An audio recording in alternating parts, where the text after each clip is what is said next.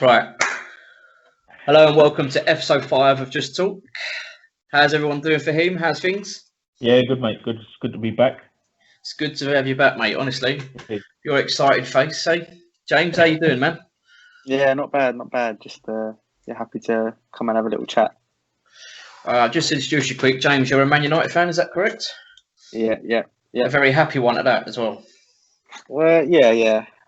Get in there. We'll get onto that, haven't we? We'll get onto that. But yeah, let's start off with Liverpool 2, Sheffield United 1. For him, he went 1-0 down. Again, started to struggle in games a bit. He's slow. He's starting slow. It's not going too well. What was the thoughts on the game? I mean, it's like most of the season's gone so far. Really, it's been a bit of a stop-start performance by Liverpool in the games. They have good patches. Apart from the Villa game, even when they are struggling, they still feel confident that they will go on and win. Same thing happened tonight in the Champions League as well. You know, they were stop-start like they were against Sheffield United. But yeah, it wasn't. I think they had enough chances towards the end to just have that bit of quality to go and win the game. But I think it's just a case of getting that form right, getting a settled team. There's a lot of changes in the midfield every game. Obviously, missing Van Dijk at the back. It's good that I got Alisson back in goal. I think that helps massively. But yeah, it wasn't too bad.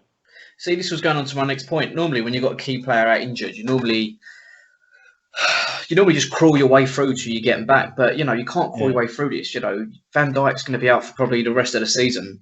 Yeah, and it was from what I see, it was quite clear he wasn't on the pitch. And I think what you're going to find now, when teams do play you, they're not going to have that fear factor. You're not only just missing the fans, you're also missing Virgil van Dijk, which is going to put a lot of pressure on Joe Gomez. Now, I know he played terribly in that Villa game. A few people might argue with that, but whatever. He's still quite young. Yeah. I think it's a lot of pressure onto him. But how do you think he's going to go without Virgil? I think as long as whoever goes into that spot doesn't try to play like Van Dijk, I think it'll be okay. I think the minute, as a defender, you go into that position, they're not Van Dijk, so they just got to play their game. If their game is to win tackles, win headers, and give the ball to the midfield and go from there, then that's what they should be doing. The minute they try to start trying to sort of instigate crossfield passes like Van Dijk does and things like that, picking out the runs from the fullbacks, then that's when you start making mistakes, because that's not the other centre backs' games. The centre backs that we've got don't do that particularly well. Gomez is a good young player. I think he's still got a bit of development in him, still got a good potential to build into. But again, he's not someone that I want bringing the ball down on the edge of the box and then trying to pick out exactly. Trent Arnold doing a run. I just want him to pick out Wijnaldum or Henderson or whoever it is in front of him, just give him the ball and say, right, you midfield, go and do your job. So I think as long as they play to their strengths, to their game, I think they'll be okay. James, I'm just going to lean on the fact about what I said about taking the fear factor out of it. If Manchester United were going to Anfield, say tomorrow, we've taken Virgil out of that team, how much confidence would that, as a fan, would that give you going into it? I mean, 100%. I think the last 2 or 3 years, or 2 years, Van Dijk's been there. He's been the best defender by far. And I think even though what Fahim is saying is right in that a defender shouldn't come in and try and be Van Dijk, I think what Van Dijk does for Liverpool is the reason why Liverpool have been so good for the last 2 years. You take that out of the team, playing that crossfield ball to Trent, that's what gets Liverpool on the attack so quickly. And I think if you literally take that out, that's not half of, or it's not Liverpool done, but I think that's a big part of their game plan. And I think when you think about all the challenges that Van Dijk wins, he wins about 90% plus of every single challenge he goes in for. Once you put Gomez or someone else there, that's going to go down. And then once that starts happening, you're going to start seeing little faults from every single other little Liverpool player, because that was being covered up by Van Dijk just swallowing every single ball, everything that used to come to him. I think I think whoever's going to go up against Liverpool now these days, they're not gonna fear them like the last year where they just rolled over every single time. I think it's really important For him, you know, I know it's quite easy for us to sit here and say, look, you need to go out and buy a new centre back. That's just pretty obvious to fill the gap. Yeah. But you know, we're just going into November now. We've still got a solid 2 months of this. You know, and how things compact have been. That could be 10 to 11 games. I haven't exactly checked the fixtures, but I can't imagine it being any less than 10 games. Just want to say also, on tonight, Fabinho got injured as well, didn't he? And I think that's a massive. This is going on to my next point because Fabinho did play there it seemed he played there on Saturday. He filled in at centre back. Yeah. And at times it looked like you've gone to a 4-4-2. Do you feel that's Klopp just trying to address the situation a little? I think it's probably with the changes in midfield, he probably felt that he needed to maybe have the play a bit narrower with a 4 or something. I don't think that's particularly to do with who's playing at the back so much. I think Fabinho's played there a few times. I mean, he's played at right back. He's a defensive-minded midfielder. It's not ideal to have him at centre back. Of course, it's not. But you know, he reads the game really well. He tackles well. You know, he's decent in the air. So he's got all the attributes to be able to go in there. And I think, you know, as a fan, we kind of get to see the players 90 minutes on a match day. But, you know, obviously we're all involved in football at a grassroots level where we're watching players at training and making judgment calls. And actually, you know, for this next game, I can use him here. Or, you know, Rick will be looking at James and saying, actually, I'm going to try him in a different position for this game because I think he could hurt the opposition from here. So, you know, as a Liverpool fan, you kind of just have to trust the coaching judgments of Klopp and his staff. It's not ideal, but like James is saying, with Fabinho picking up an injury tonight. Can I just say also is that Fabinho miss him in the midfield big time as well. That's another way as well. Yeah, I think I kind of want to lean on what James said earlier about Fabinho getting injured. You know, again, that whole centre-back situation needs to be addressed. But then I kind of thought to myself, Scotland always have that same situation when they have two fantastic left-backs. But what you'll find, Robertson then goes and plays centre-half. You know, is this... Look, I don't know. I don't watch Robertson week in, week out. For him, do you think that would be an option? Because Scotland have done it and they've been unbeaten in 8, you know. I think the way Liverpool play, I don't think that's really an option. I think... I know they brought in the left-back cover, but I don't think we will see him for a few weeks yet. I think he'll go through the same process Fabinho did when he came, and a few of the other players did, where they didn't get exposed in the first team. They just trained and tried to understand how Liverpool played, because he won't have played a left-back position the way Liverpool play, where he's coming in from, and the outlet that Robertson gives on the left. I mean, if you look at tonight without Van Dijk, and this is another thing that Van Dijk brings to the Liverpool team, is he allows Robertson on the left side to push up, because Robertson knows that anything that comes down there, Van Dijk's quick enough to cover. And also then you've got the midfield covering as well. But even tonight, he didn't really venture forward too much in the first half. It showed, because we didn't really create anything down the left side as well. So I think Robertson moving to centre back is not I don't think that's going to be an option. Do you think Henderson would move centre back? Or well, I think I've seen him play. Someone's got to go there. I think I've seen him play a couple of games, but I mean they brought on Reece Williams tonight, young lad who is at Kidderminster on loan a couple of seasons ago, or last season. To be fair, he's looked all right in the last couple of games. He's played a game last week, or a week and a half ago, something like that, and then he played tonight. He's not going to be the long-term cover, obviously, but obviously, if you've got a young lad in your academy coming through, this is the time to blood them. You know, you have to play them, because there's no point in training these young lads and bringing them to the situation where they get to 17, 18, they've still got no first-team football experience, and then you're saying to them, well, we're not going to give you a contract because we don't think you're good enough, but you've not even tested them. So it'll be a good test for these young boys, see how it affects his development. And, you know, it's valuable experience for young players to play actually, big competitive games. Cool, very well explained. I look forward to England 0, Scotland 0 in the Euros with Robertson getting man of the match at centre back. But let's talk about Sheffield United briefly. I'm a strong believer in the second season syndrome. That was a tongue twister. I had them down on my list to go down, but it's not looking great. I know Wilder is a good manager, but where do you feel is going wrong for them? Have they just been worked out they're playing the same tactic? Obviously, have they just been worked out? Look, we've just been talking about Liverpool losing Van Dijk, and this season they lost their goalkeeper, who was a big player for them last year. He's gone back to Man United.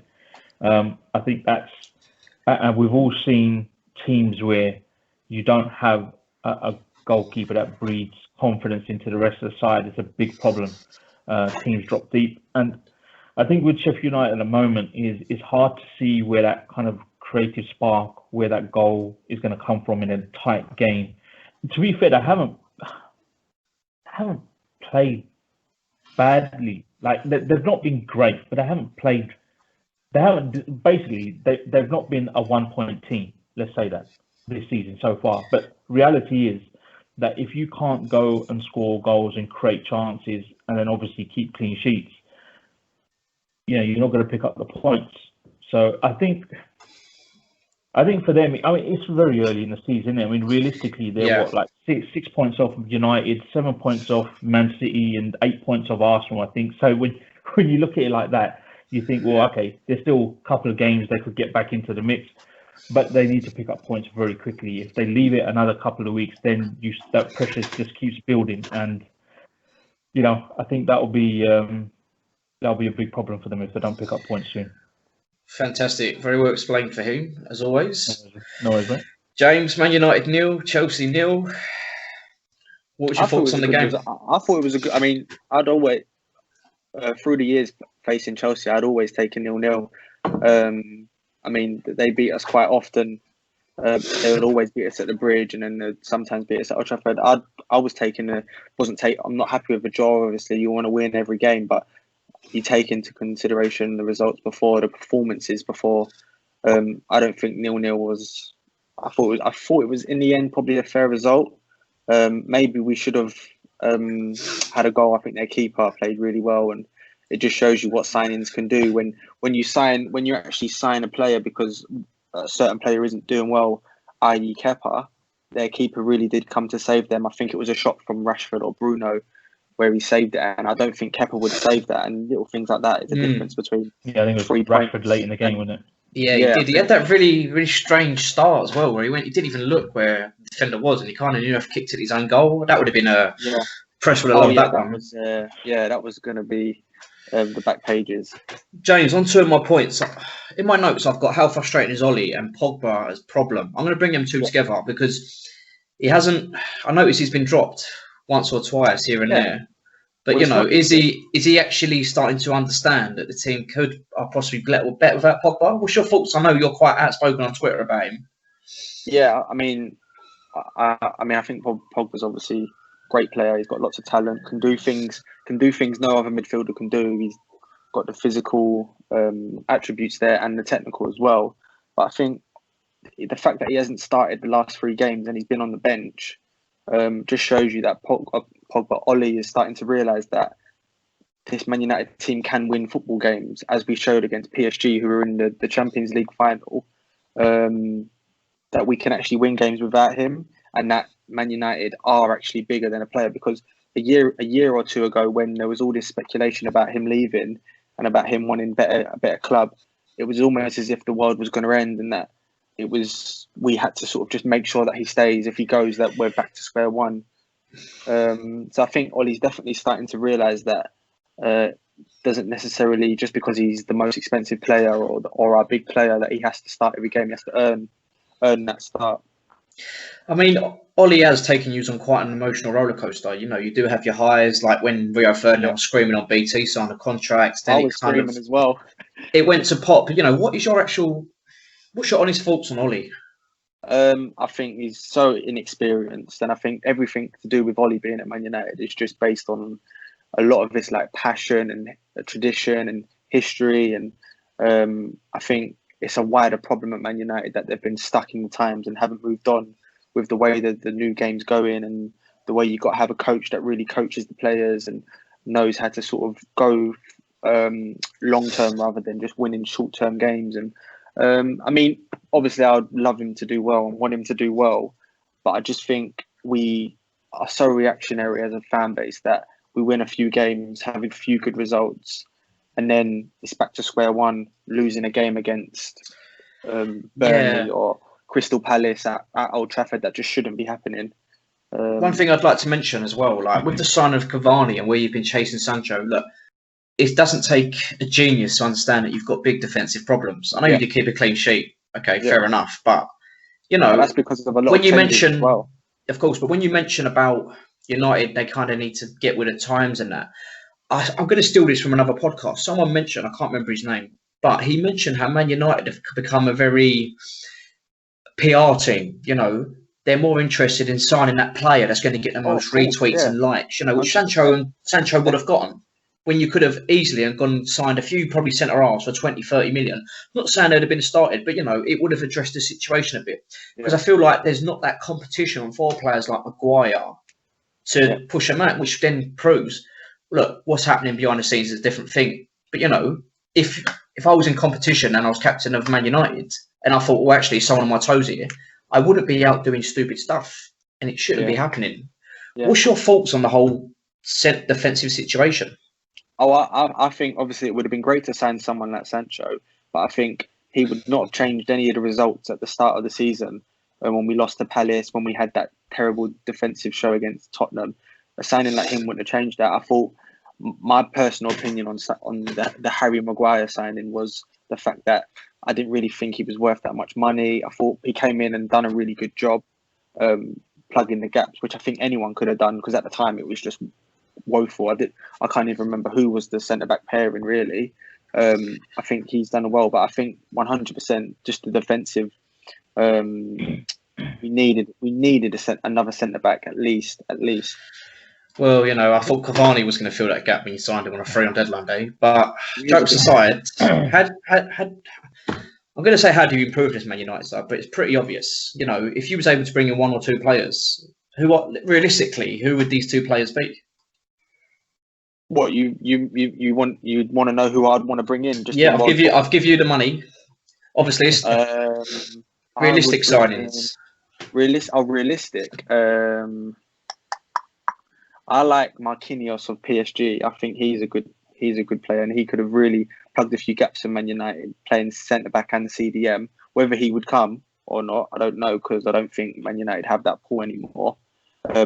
We just pay enough money to get the player to come. So that would be my centre back person to come in. And then I think a left back, we've got the player who I thought I was really happy with, Tellez. I think he looks a great player already. I know he's only played 50, 60 minutes, but I think even you can just see he's got quality. Even some of the balls he was putting in from a corner, I think that was really nice. But yeah. But for me, the Tellez signing, sorry for him, the Tellez signing, you know, it's not the signing that everyone was screaming about, you know, but it was a signing you needed. Do you know what I mean? Exactly. I could even go and say you should have maybe even signed, I can't think of one on top of my head, but maybe even a Premier League experienced centre-back just for a short-term problem. Maybe even Thiago Silva. Right, I know he's not that highly rated at Chelsea at the moment, but, you know, because then if I was a Man United fan, I'd feel like, okay, you know what? All right, he's not going to sort the problem now, but it's realistic that we are looking to improve. For him, sorry, what was you going to say? No, I was just going to say, I think like there's a bigger issue at United. I mean, we're talking about chasing Sancho.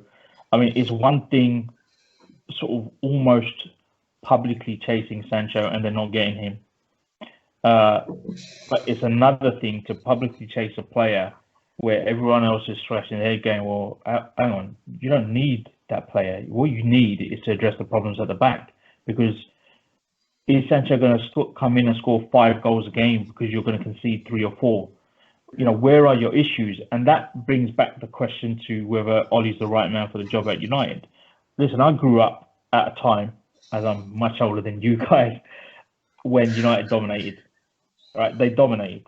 I lived through that horrific time where, they had leaders throughout that team. And you mentioned someone like Thiago coming in for United, maybe not being a long-term solution, but right now what they need is someone on the pitch that can take control of the game and the situation and drag these young players that they've got up and push them through.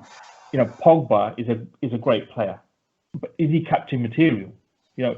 He gets given the armband. You can't just pick your most expensive player and go, oh, here's the armband. You pick the player that can influence positively. That's the key. Positively influence these young players who've got experience. I grew up at a time when United had Pallister and Bruce at the back and Schmeichel, and then in midfield it was like they had the likes of McClear and Robson and then Roy Keane and stuff like that. So to see a United team like this, as a Liverpool fan, yeah, you're loving it. But realistically, to see the change from how many leaders they used to play with on the pitch, right down to the fact that even their strikers were bossing people around and telling people where they wanted the balls or where people should be. This is really a shell of that club from that era. They've dropped off completely, and there's a real disconnect between the coaching staff and the commercial staff in the background, like we've mentioned before in the pod. James, so where will United finish? I'm gonna say top 4, but just fourth. I think. I think we are gonna probably strengthen. I think we are probably going to strengthen in the January window. So yeah, I would say would make top 4, and I think that's just based on how the other teams are performing as well.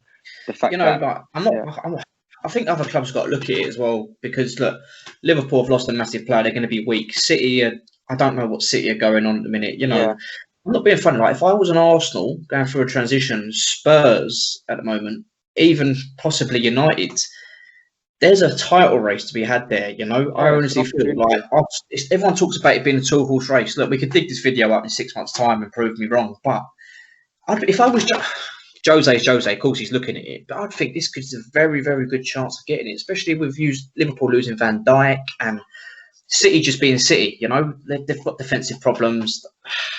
They've been all right this year, but they've dropped points again in the weekend at West Ham, which we'll go on to. But I genuinely think United could possibly nick second or third. I know they've got problems, but if they give Ollie time and they do well in January, it could possibly happen. Enough of me talking nonsense, but we're going to move on to Burnley 0, Spurs 1. Fahim, how good is Harry Kane? He's a good player. He's shown it consistently as well. Scored plenty of goals, getting plenty of assists at this season, start of the season, and he gives Tottenham a big edge. If he's not in that team, it's a massive blow. I've got down here, are Kane and Son the best partnership in the Premier League at the moment? James, would you agree with that? 100% at the moment, yeah, 100%. I mean, the stats and the figures are there to show that they're assisting each other. They've got a great connection. I just think they're real good quality players that are just bouncing on the same wavelength at the moment. Do we put this down to Jose Mourinho changing the philosophy of the club, or? I think I said this before Jose went there. I said he's leaving Man United, where we had good, talented players, but they weren't like real, like really good goal scorers, like killers, like get players that are going to kill a game and really like take that one chance. And I said he's going to Spurs now, and he's got Kane and Son, who they're proving now that they're the best one. They're probably the best finishers at the moment in the league. And I think he always worked with players that were just they knew what they wanted to do. They were going to get the job done, and they did it. And I think he's just saying to them, go and do your thing, rather than when he was at Man United, he was having to baby these players. That's why he wanted someone like Ibrahimovic and Lukaku, who was going to come in and just focus on scoring goals. Whereas with Rashford and someone like Martial, there was a lot of coaching involved that needed to be done. With Son and Kane, they're at their stage in their career where they know what they want to do. It's just about Mourinho getting them in a team with a team behind them. So I think that's why he's doing really well. James, he's kept I'm going to say, a rare clean sheet at Burnley away, because Spurs haven't been keeping clean sheets. Do you not find that strange, just the way he kind of set up at Man United? Because it was quite defensively. It was totally against what he used to do. Yeah, I mean, well, if you look at his selection, he put Sissoko, Højbjerg, and Ndombele, who they're all quite defensive players. So Mourinho's not stupid, and I think he knew that was going to be a tough game, and he just needed to sort of see the game out. A player like Højbjerg, he's obviously brought him in, and said, "Look, you're going to be my man." That just sits back and does all the sort of covering. Sissoko's just a really powerful midfielder, and he knows that he's really good defensively and offensively. So I think, didn't surprise me that he kept a clean sheet. Yeah, For him, if you've got Sorry, go on, continue. No, I was going to say, if you've got a couple of players playing up top like he has at the moment in Kane and Son, who work the goalkeeper with the majority of the chances that fall to them. Well, we're not talking about scoring every chance. We're talking about working the goalkeeper. Once you work the goalkeeper, there's a chance that you're going to get a goal. And you can play in a defensive setup, but because you pick up so many chances on target and you end up with a lot of goals, you suddenly look like an attacking team. So, and I'm not saying that Tottenham aren't attacking or they're boring, or I'm not saying that at all, but I think he hasn't really changed his philosophy. It's just that he's suddenly got two players that are going to get him goals. Yeah, that, if they're forced to them, So he didn't have that. So can Spurs do it this year? Is it Spurs this year? Nah. Or will they fall apart and just Spurs it as always? You're not going to get me on camera saying that Spurs are going to win the league. No chance. I think it's going to be interesting to see Bale come in, because he hasn't come in properly. It hasn't really started properly yet. And I think when we start seeing Bale in the Premier League, it could be serious. So because if he's bang on form, let's not beat around the bush. What happened to Madrid happened, but he's on Kane's level. It's what people forget. He dragged that Spurs team through to the top four before, and that's just quite disappointing not to see him against Burnley do anything spectacular. But he didn't come on though, did he? No, I'm not sure.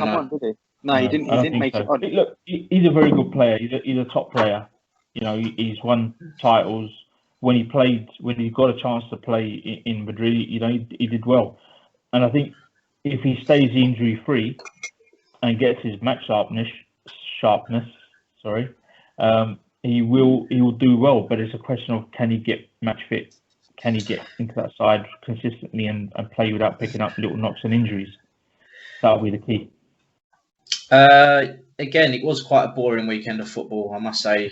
But talking of boring, I want to just touch on Burnley a bit.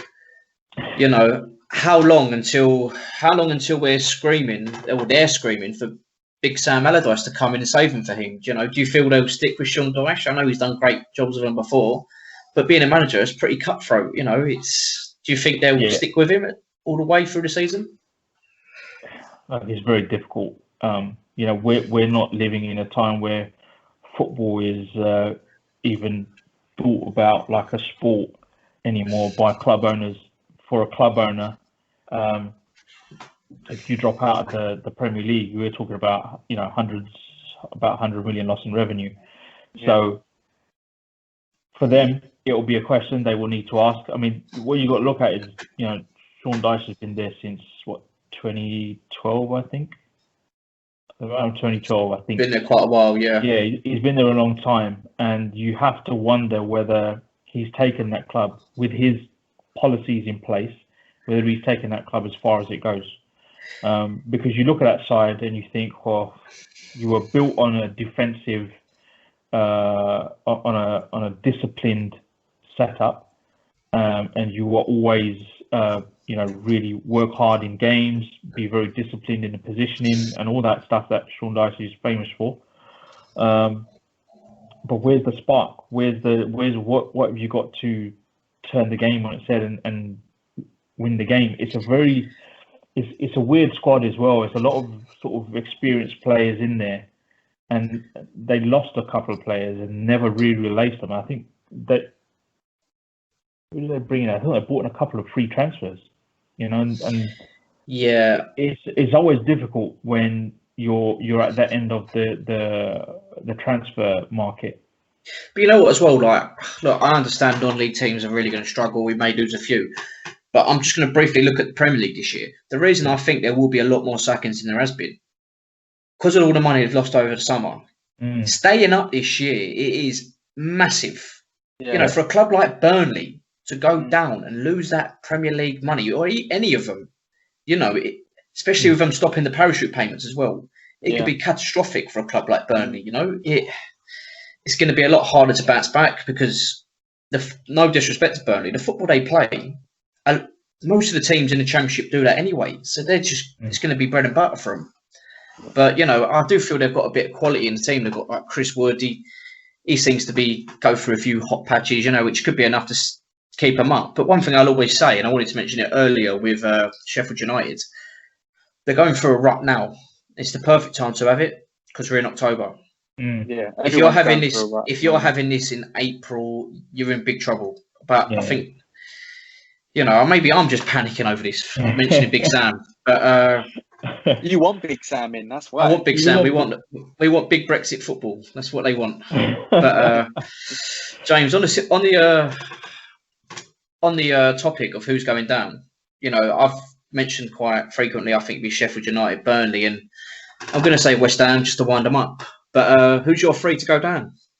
I think the obvious two is obviously Fulham and West Brom. I think I've watched a few of the West Brom games and they've been quite lackluster, and I haven't come away. I'm comparing that to someone like Leeds, who when I watch a Leeds game, I think they've got some good players who they look like a Premier League side already.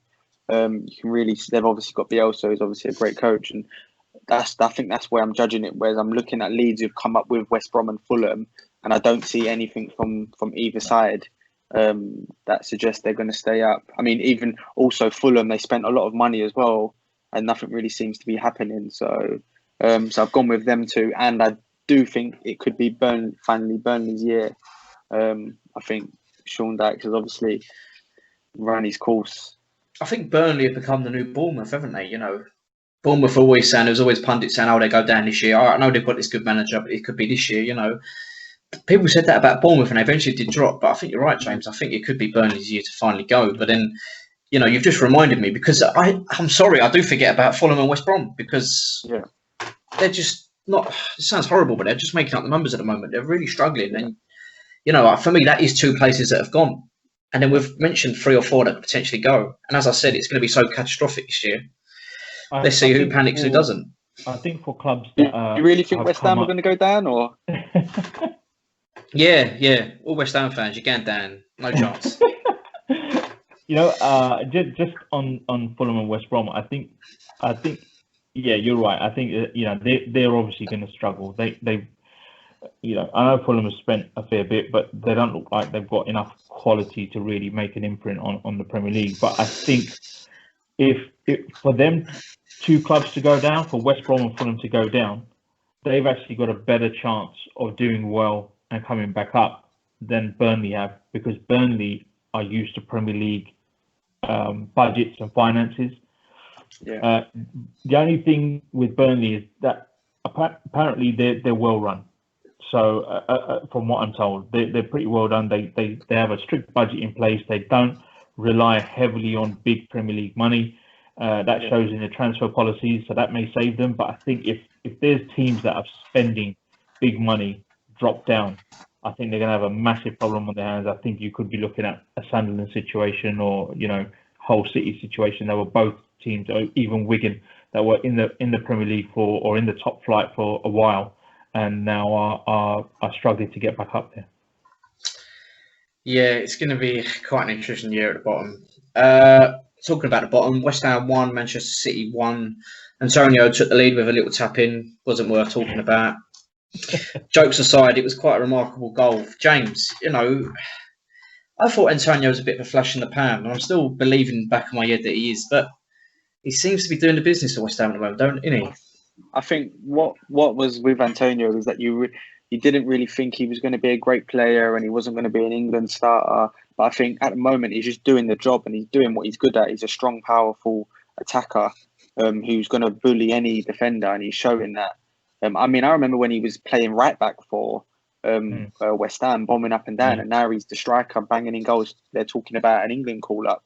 I think he's just showing that in the Premier League there is still room for that sort of just really sort of being physical, being fast, and he's got a bit of quality, as you've seen in that finish as well. Fahim, we'll talk about the new rivals, not Manchester United, but Man City. There's the title races and all that. Are you worried about City this year? You know, I know they've had a few dodgy results already, but is it too early to tell? I think with a team like City, you always kind of have to keep an eye on them because they can go on a run and then not look back. You know, they did it when Liverpool got the over 100 points and then still didn't win the league. You know, they went on a run that we couldn't keep up with after January. So look, they're sitting. I don't know, like 13th, I think, or something. Yeah, they're struggling. The league is just so jumpy at the moment. Yeah, it's crazy. Yeah, and I think with the players that Man United, Man City, even Arsenal that they have, I think when it clicks for those teams, they've got the potential to go on a run. I mean, we've been playing poorly, just like they have really in a lot of games. But the difference is we've managed to pick up results. I think that's what gives me confidence as a Liverpool player, that although we've lost Van Dijk and we've struggled with form, we're still picking up the results, whereas the other teams that are supposed to be competing with us, I mean, if you ask look at a lot of the pundits, they were saying United were top four, City were going to be the challengers, and Arsenal were going to break into the top four because Arteta had got them playing properly. And out of those four teams, only Liverpool are up there. So I think it's still early in the season. I think there's plenty of football to play. It's the Premier League. You don't know these days what can happen. Obviously, this season is very different to the past, where you had fans in the stadiums and stuff. It's still quite strange for players. I don't think. I know it's been going on for a while, but I don't think as a top flight player you can get used to playing big competitive games without any fans in the stadium. It's still a strange experience for them. So I think there's going to be a lot of surprises still to come in the league, and I think eventually those teams will start picking up points and get back up. On the situation of City, I just want to give a special mention to Jeremy Winston, who lost his life. We don't know the ins and outs on this at the moment, but as the situation develops, we may release a special podcast to address the situation. But our thoughts and prayers are with Jeremy's family at the moment. Absolutely. I'd like to move it on towards the gambling debate. I was watching the Jeremy Vine show today, and he was debating about should gambling even be involved in football. Yeah. I'm just looking at a list now. You've got Aston Villa, Bournemouth, Burnley, Crystal Palace, Everton, Newcastle United, Norwich, Watford, West Ham United and Wolves. They've just selected a few teams in the Premier League that have got it. Fahim, is this whole gambling culture, is it just thrown on into your face these days? You can't even watch a game of football anymore without there being an advert of an odds on what you could win or what you could do. It's frightening, really. This is something that is a massive issue in society. People gambling, losing money that they don't have, and without sort of talking about specific instances, there are players putting big money into on bets and losing huge amounts of money, and it's a big problem. This gambling issue, I don't think it probably gets the same kind of level that maybe a drinking problem gets, maybe. And for a long time, we've just allowed that, gambling is a part of sport, which is another frightening, very acceptable way of talking about it. But yeah, it's every advert, every big game, the marketing is all about different gambling brands, and they take up almost all of the marketing to do with it. So it's in your face all the time. I think one of the main reasons I picked you two today is, Fahim, you said it yourself, you're part of the older generation. James, you're 20, you're 20, aren't you? Wow. I'm just guessing now, 19, 20. But, it's... Oh, no, I'm thinking I'm 27. No, where's the years gone? Where are the years gone? I'm thinking I'm 23 still. But jokes aside, on a serious thing, you are the younger generation. But what's your thoughts on it? Because I can imagine you don't know the game without it, to be fair. Yeah, I mean, it's just, I've obviously been around gambling. Is just, I mean, gambling is obviously linked to sport, because sport, there's so many things to gamble on. But I think just the term gambling is, you can gamble on anything. And I think obviously with the things like phones being introduced and online gambling, it's just become so much more damaging and so much easier to like potentially ruin your life, ruin a lot of things through obviously gambling. I think that is the main thing, the fact that you are able to gamble on your phone. You don't even have to get out. It feels like, for some people, it's like they feel like they're not actually gambling real money, because they don't actually see the real money. It's just on the screen. That's a really good point. Yeah. I find it quite sad. I see someone online, I'm not going to name no names, when Leighton Orient took the sponsor up of Dream Team, everyone was, because obviously it's linked to the newspaper that we won't mention. It's someone come out and said, it's disgusting, we shouldn't have them, blah blah blah, and someone commented and actually said, well, how do you think I felt, because this person had a gambling addiction. He come out and turned around and said, how do you think I feel when I had Party Casino on the shirt for all them years? Which, it put it back in my head, because I remember being a 16-year-old Leighton Orient fan with the sponsor on my shirt. And there was a good example. I had that top. You gave that top to me, actually, I think. And there was a good example of on Jerry Mavine's show. There was a 5-year-old kid who had called their teddy bear that they bought from West Ham. They called it Betway. Now, okay, I know they don't put it on the shirts for the kids ones. But, I've no disrespect to the kids of a large size or 6 foot or a large size, whatever. They have to buy an adult shirt. Now, on that adult shirt, it's going to have the thing. So, now it's just being normalised, and it's disgusting. It really is disgusting. Because another thing, what you've got to remember, with drink, I'm not saying it's acceptable or anything. The reason I think the gambling is the worst one, if you have a drinking problem, you'll socialise, you can do it with someone. People that take substances and stuff like that, they're doing it.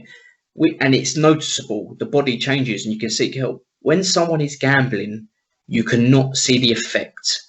There's no way on earth, unless you're with that person financially, there is no way on this earth. And another thing someone says to me one day as well, there is no bottomless pit with it. It can just go on for years and years and years, and you can get, I'm going off topic with it a bit, but it's so easy to get credit these days. It can just spiral out of control quite quickly. But another good point, which kind of backs the situation up, we're sitting here saying about how dramatic it would be to drop out the Premier League this season. If you take that gambling money out of the game, that's £86 million estimated at the moment. You're ripping away. And, if you take that out of the game potentially could collapse. Fahim, do you feel like there should be a rule that comes into it? I think there needs to be something, because I think gambling as a whole, like I said, there is an issue within society with this kind of hidden issue, because people don't see it. Like you say, when you have other addictions, sometimes it's noticeable. Sometimes you don't pick up on something like gambling, because people are, just going about their daily business and getting on with things and not showing the effects of the stress just related to losing that level of money. But I think there needs to be some control. I mean, it's interesting you say about how the game could potentially collapse. I'm, again, because of my age, I remember when every major snooker tournament was sponsored by a tobacco company. Every major tournament, and that tobacco marketing kept that sport alive because they were pumping money into that sport. The minute that changed, the minute that went out of the sport, the money left with it, and the level dropped by quite a bit. And for many years, snooker went backwards as a professional sport before some of the big players carried that sport back into a situation where now they've got different sponsorships coming in. But again, they turn to the kind of gambling sponsors now. So the gambling sponsorship is in sport as a whole. So it's not just a football issue, but obviously with the popularity that football has, listen, being involved in the commercial side of football for the past few years, there's plenty of money out there with big companies that could come in and do sponsorships and advertising within football. But the reality is none of them can compete with the wealth of these betting companies. No chance. No. James, what's your thoughts? I think it's one of those things where gambling and sport just goes hand in hand. It's just a bigger problem in the world, really, that money rules everything. And at the end of the day, there's too much money involved, and it will just never ever, and unless sort of government step in, it's just never ever going to get fixed because the people at the top are just worried about the numbers, and it just brings too much. It's too easy as well. I mean, everyone who watches football games is going to be likely to want to bet, so that's why the betting companies are putting all their money into that. And I think it's just one of those problems that money is at the root cause of it.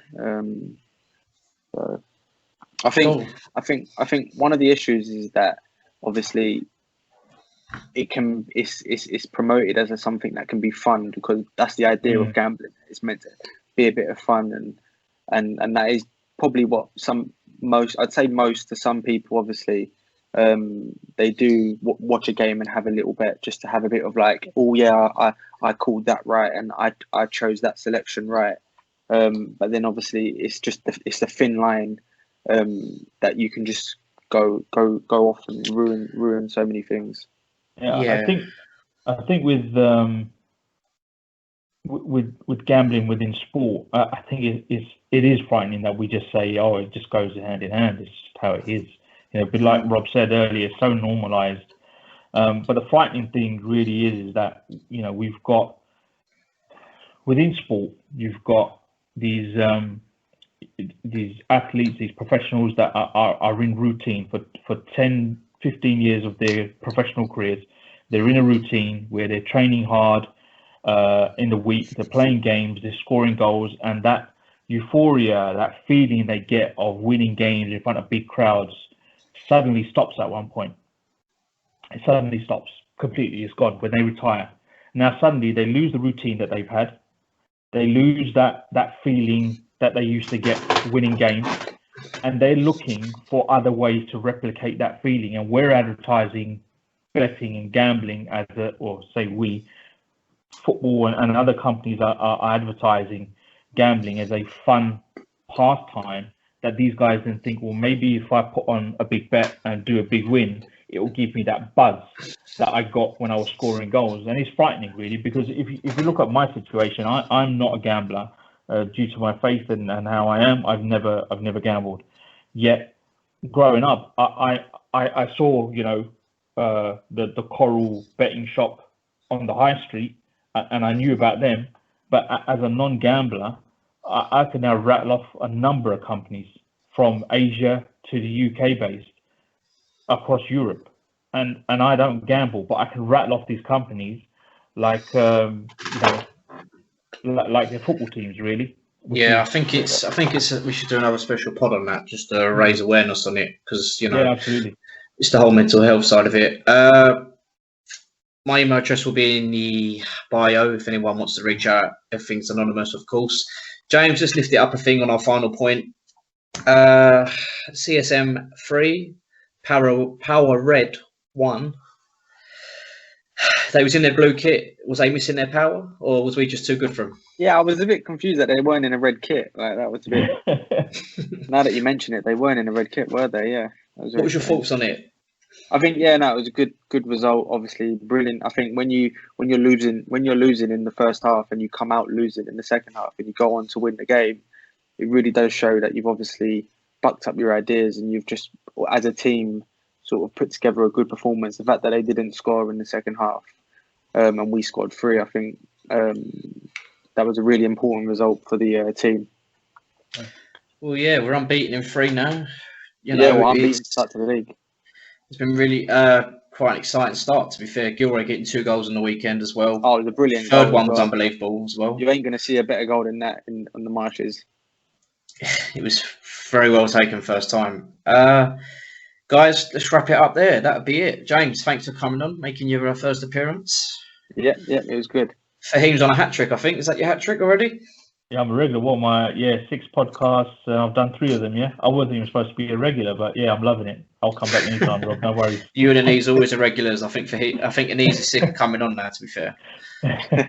But guys, thanks for joining. If you've enjoyed today, please hit the subscribe button. It genuinely makes my day when someone subs. It's very rare, but it's quite. We do enjoy it. Yeah, and please like it and share. Guys, thanks for joining. Peace. Thanks very much. Cheers, guys. See you later. Take care. Nice one. Yeah. Cheers, boys. Thank you very much.